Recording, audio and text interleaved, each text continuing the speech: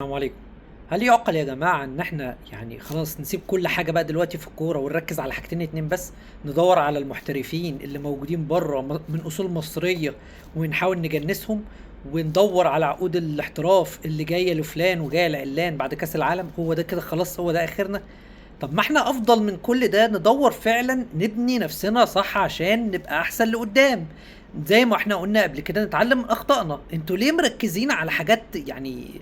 ليه كده يعني؟ انتوا سايبين اساس المشكلة وجايين تاخدوا اللي على الوش، الحاجة اللي باينة، وهي دي يعني مستسهلين بتاخدوا اسهل حاجة يعني.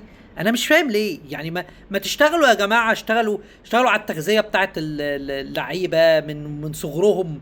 حطوا لهم برامج رياضيه وصحيه وغذائيه ونفسيه وعدوهم صح.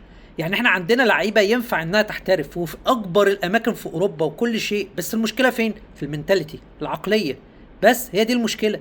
يعني احنا نشتغل على الحاجات دي الاول، نشتغل على الاساسيات. احنا بنشتغل على ايه؟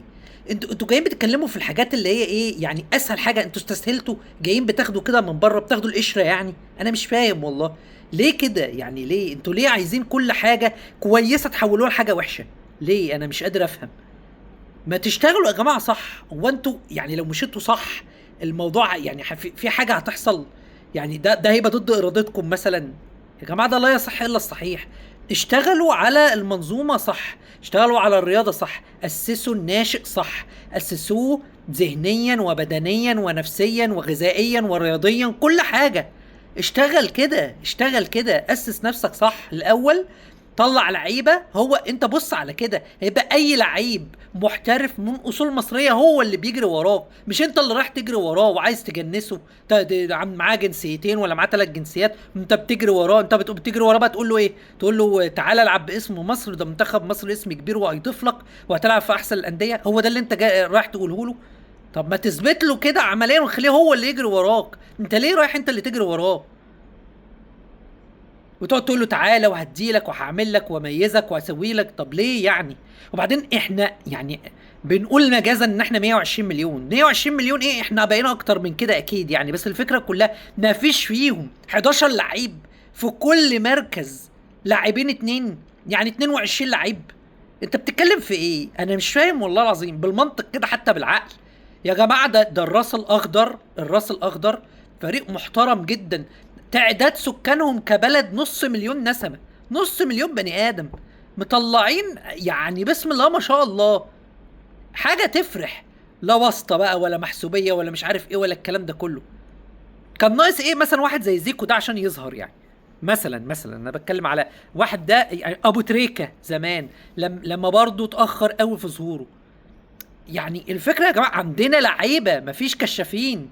اشتغلوا بقى على انكم توجدوا كشافين. شوفوا عايزين تعملوا ايه. اشتغلوا صح يا جماعه، اشتغلوا صح. انا مش فاهم ليه احنا يعني. ليه ودنك منين يا جحا؟ ليه احنا ليه بنشتغل كده؟ احنا ليه كده يعني؟ انا مش عارف والله العظيم. انتوا يعني بتفكروا ازاي ولا عايزين ايه؟ يا جماعه، يا جماعه اشتغلوا على المنظومه اداريا صح الاول. هتلاقي كل حاجه جايه لك لغايه عندك، مش انت اللي بتجري وراها. ده انا سمعت يعني. طبعا مش دلوقتي، مش اليومين دول، بس زمان يعني كنا نسمع عن انك تتكلم لعيب مثلا من اصول مصريه محترف، يقول لك هتديني ايه؟ هتعمل لي ايه؟ وليه تروح لحد يتنطط عليك؟ طب ما تشتغل انت يعني بنفسك وتخلي الناس دي هي اللي تجري وراك. ليه كده؟ انا مش قادر افهم يعني. احنا ليه سايبين كل حاجه وبنستسهل كده؟ طب ما انت عشان بتستسهل برضه هيجيلك من غير روح. هيجيلك وانت عارف ويتنطط عليك وهو عارف ان انت اللي محتاج له. طب ليه يعني؟ ليه كده يعني؟ طب ما هو مثلا هو، طب ما محمد صلاح وصل لافضل حاجه، ايه اللي وصله لكده؟ هل هو اللي وصله ان هو احرف لعيب في العالم مثلا، وان هو يعني ميسي الكوره ولا رونالدو الكوره؟ مع احترامي له، بس هي الفكره كلها ان هو راجل صراحه اشتغل على نفسه ذهنيا وبدنيا ونفسيا وغذائيا، كل حاجه. الراجل ده ما نجحش من فراغ يا جماعه. دي منظومه، سيستم ماشي مع بعضه. لو اخل باي نقطه فيه اكيد الموضوع كله مش هيمشي، هينهار. هي نقط مبنيه على بعضها. هو الراجل اشتغل على نفسه صح، بنى نفسه صح، يعني يعني قاسى وابتدى بدايات يعني صعبة والكلام ده كله.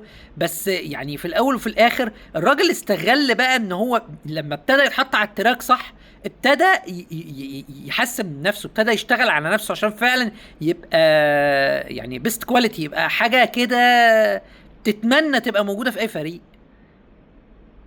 ليه بقى احنا ما نعملش كده؟ ليه احنا ليه بندور على السهل؟ ليه ما بندورش نحل المشكلة من جذورها؟ حل المشكلة من جذورها يا جماعة. لازم يكون في كشافين للعيبة، لازم يكون في سيستم تمشي عليه للناشئ من وهو صغير لحد ما يوصل لفريق اول في يلعب في الفريق الاول في فريقه. كده اشتغل صح الاول، ضم لعيبه وشوف لعيبه واعمل ماتشات وديه كمنتخب على طول بقى. اعمل ماتشات قويه، اعمل ماتشات مع فرق كبيره، مع فرق تقيله.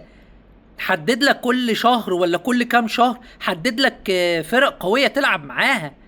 ابتدي بقى انزل باعمار المنتخب. ما تشتغلوا على كده. لا حول ولا قوه الا بالله يا جماعه. نفسي حد يسمعنا صح. يعني هو احنا بنقول كلام غريب ولا عجيب؟ ما اكيد الكلام ده يعني ما بيجيش ذهنكم مثلا. والله ما انا عارف، بس يعني انا اتمنى ان يعني نفكر صح بقى.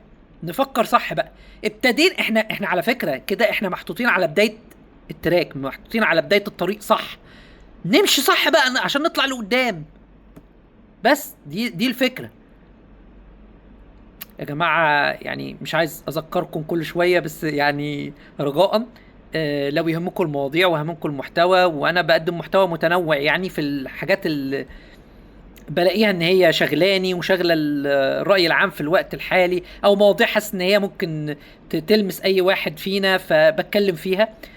فرجاء يعني الاشتراك في القناة والتفاعل يعني شاركنا برأيك وكده. يعني انا بشكركم جدا، واتمنى دايما ابقى عند حسن ظنكم بينا. شكرا، سلام عليكم.